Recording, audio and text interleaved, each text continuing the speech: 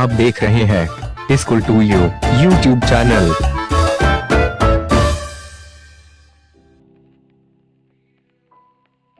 Number 1, खालील आकृती पूर्ण करा। पिंक बॉक्स में लिखा हुआ है बदललेल्या पेनामध्ये आढळलेली वैगुण्य, यानी बदले हुए पेन में पाई जाने वाली खामियां। तो 5 खामियां हमको लिखना है। उसमें से पहली, पेन वजनदार होते, पेन वजनी था, वळण पहिल्या पेन सारखे नव्हते, पकड़ और बनावट भी पहले जैसे पेन की नहीं थी, शाई थोड़ी फिकट होती और स्याही भी थोड़ी फीकी थी, अक्षर किराटे उमटत होते, हुर्फ भी हल्के उमट रहे थे, रंग शोभे सा नव्हता, उसका रंग भी इतना खास नहीं था। कृती क्रमांक 2, लेखकाच्या मते बदलने म्हणजे मुसन्निफ के हिसाब से बदलना यानी मुसन्निफ के हिसाब से फुलने बहरने, कात टाकणे, जुने सोडून नवे होणे, दुसऱ्यांच्या भावनांशी समरस होणे।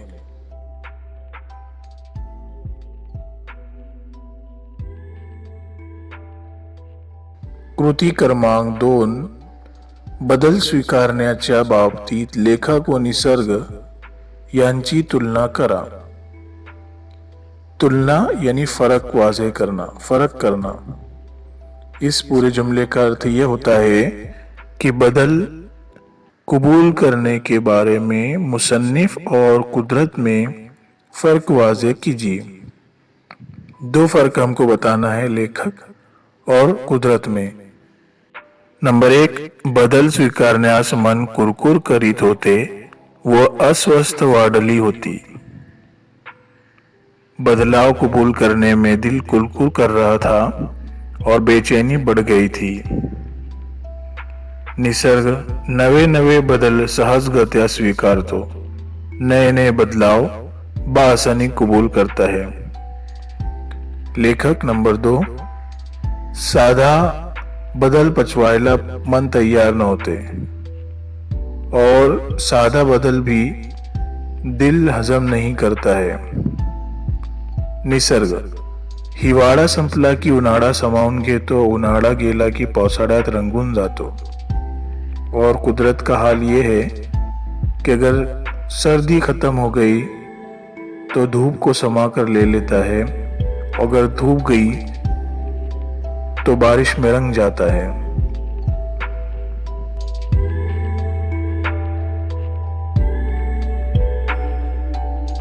कृती क्रमांक 3, पाठाच्या आधारे खालील तख्ता पूर्ण करा। सबक के सहारे से मंदरजा झैल तख्ता यानी खाका मुकम्मल कीजिए। पावसाळा सुरू झाल्यानंतर निसर्गात झालेले बदल। बारिश शुरू हो जाने के बाद कुदरत में हुए हैं बदलाव। बारिश शुरू होने के बाद क्या क्या बदलाव होते हैं? आकाशातून रेशीम धारा बरसतात, विजांचा कडकडाट व ढगांचा गडगडाट होऊन नदी नाले धबधबे वाहू लागतात,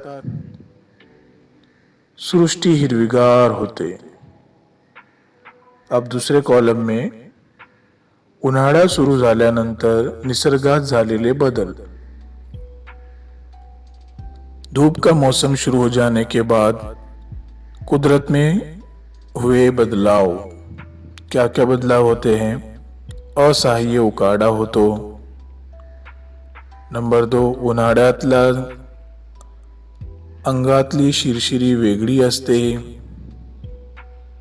हिरवी सृष्टी सारी पिऊन टाकते।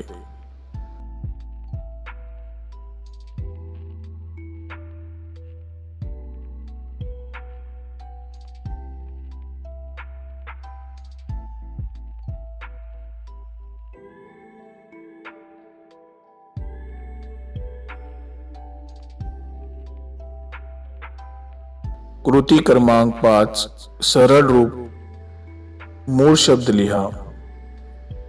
ये व्याकरण का एक विभाग है। सरल रूप यानी असल लफ्ज। नीचे कुछ लफ्ज दिए हुए हमको उसमें से हमको असल लफ्ज निकाल के लिखना है। जैसे पावसाळ्यात, ये एक लफ्ज है, लेकिन ये लफ्ज किस असल लफ्ज से बना हुआ है? पाऊस। आकाशातून, आकाश से बना हुआ है। पक्ष्यांची, इसमें असल लफ्ज क्या रहेगा? पक्षी। झाडाने, झाड़।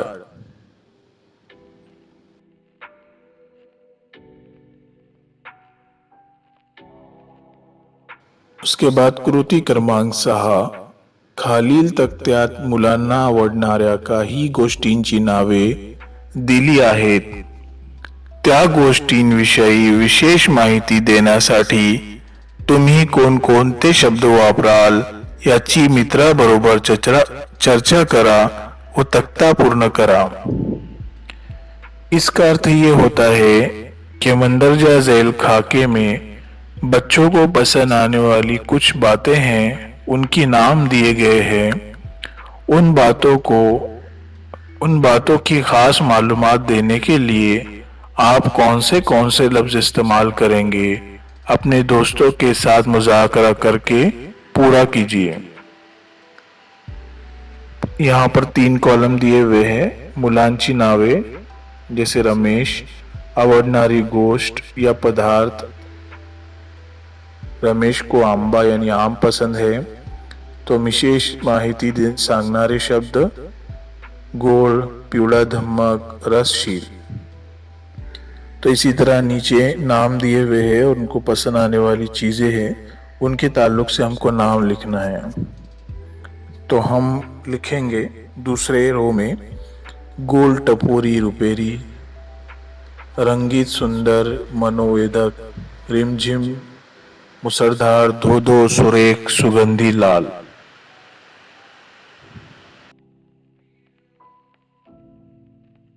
कृती क्रमांक 7, खालील शब्द समूहांसाठी एक शब्द लिहा। मंदरजा झैल लफ्जों के ग्रोह के लिए एक लफ्ज लिखो। लाइन दी हुई है, उसको हमको सिर्फ एक लफ्ज में लिखना है। अ, ज्याला लिहिता वाचता येत नाही असा, जिसको लिखते पढ़ते हुए नहीं आता, ऐसा कौन? निरक्षर। आ, कशाचीही इच्छा न बाळगणारा, जिसको कुछ भी ख्वाहिश न हो, उसको कहा जाता है निरीच्छ।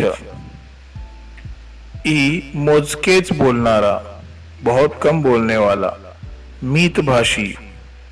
ई, दूसऱ्यावर उपकार करणारा, दूसरे पर एहसान करने वाला, परोपकारी।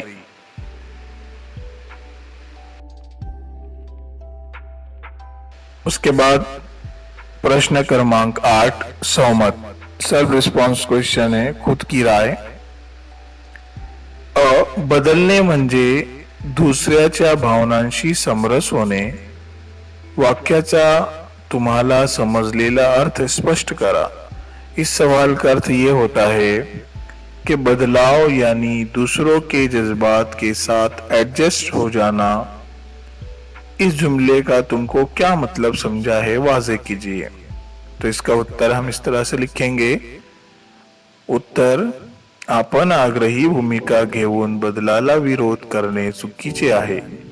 उन्हाळा, हिवाळा, पावसाळा या तिन्ही ऋतूत निसर्गात बदल होतात। पानगळीनंतर झाडी पलावते। बदलणे हा निसर्गाचा मूळ भाव आहे, म्हणून माणसानेही बदलणे आवश्यक आहे। एकांगी भूमिका घेऊन बदलास नकार देऊ नये। आपण समाजात राहतो, दुसऱ्यांच्या सुख दुःखात सहभागी होणे हीच मानवता आहे। म्हणून दुसऱ्यांचे मन जाणून घेणे यातच माणुसकी आहे। त्यासाठी स्वतःच्या हट्टाला मुरड घालावी लागते। आपल्या व्यक्तिमत्वात चांगल्या प्रकारे बदल केला तर सहानुभूती जागृत होईल। बदलणे म्हणजे दुसऱ्यांच्या सुख दुःखाशी एकरूप होणे, म्हणून बदलणे म्हणजे दुसऱ्यांच्या भावनांशी समरस होणे होय।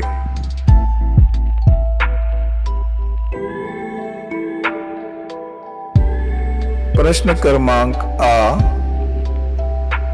माणूस बदल स्वीकारण्यास तयार नसतो. हे विधान आपल्या अनुभवाच्या आधारे पटवून द्या. इसका अर्थ ये होता है कि इंसान बदलाव कबूल करने के लिए तैयार नहीं रहता है.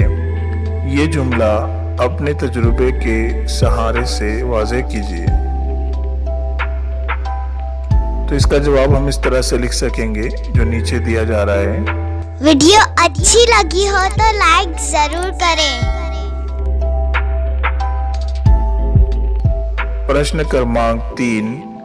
तुमची वर्गातील बसण्याची जागा बदलली तर अशी कल्पना करून त्याबद्दल तुम्हाला काय वाटेल ते लिहा. इस सवाल का मतलब ये होता है कि तुम्हारी क्लास में तुम्हारे बैठने की जगह बदल दी गई है. ऐसा सोचकर उसके बारे में आपको क्या लगेगा वो लिखो. उत्तर.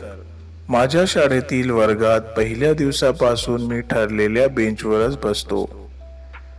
यानी पहले ही दिन से मैं अपने स्कूल में पहले बेंच पर ही बैठता हूँ. तिथे बसून माझा अभ्यास छान होतो आणि मला खूप छान वाटते और वहाँ बैठकर मेरी पढ़ाई बहुत अच्छी होती है और मुझे अच्छा लगता है. अशी ही माझी वर्गातील बसण्याची जागा बदलली और ऐसी ये जगह बैठने की अगर मेरी जगह बदल दी गई तर ही कल्पनाच मला भयंकर वाटते. तो ये सोच ही मुझे बहुत भयानक लगती है. माझा जीव खालीवर व्हायला लागतो. मुझे घबराहट होती है. मी अस्वस्थ होतो. मैं बेचैन हो जाता हूँ. एक अनामिक भीती मनात दाटून येते और एक डर मेरे दिल में आ जाता है जब मेरी जगह बदल दी जाती है. माझा अभ्यास होऊ शकणार नाही. मेरी पढ़ाई होगी नहीं या शंकेने मन भरून जाते और इस शक से मेरा दिल भर कर आ जाता है. पण थोड्या वेळाने मन स्थिर झाल्यानंतर मी विचार करू लागतो की लेकिन थोड़ी देर के बाद मेरा दिल जब थोड़ा मुतमईन हो जाता है तो मैं सोचने लगता हूँ कि मी नेहमी पुढे पहिल्या बाकावर बसतो. मैं हमेशा पहले बेंच पर बैठता हूँ. मागच्या मुलांनाही पुढे बसावेसे वाटते. पीछे के बच्चों को भी आगे बैठने का मन बोलता है. तर त्यात चूक आहे तो उसमें क्या गलती है. तो त्यांचा हक्कच आहे. तो वो तो उनका हक है. शिवाय सरांची आज्ञा पाळायला हवी और इसके अलावा भी सर के हुक्म को मानना चाहिए. बदल हा स्वाभाविक आहे और बदलाव ये कुदरती और फितरी अमल है. ज्या परिस्थितीत आपण असू तिथे ही अभ्यास नीट करूच और जहाँ पर हम बैठेंगे जो हालत में रहेंगे वहाँ पर भी हम पढ़ाई करेंगे ही असा मला आत्मविश्वास वाटला और इस तरह से मेरी खुद एतमादी बढ़ी. वो माझे मन शांत झाले और फिर मेरा दिल पुरसुकून हो गया. इस तरह हमने पूरे तमाम सवालात के जवाबात लिख लिए. उम्मीद है आपको ये वीडियोस पसंद आए होंगे. Thank you.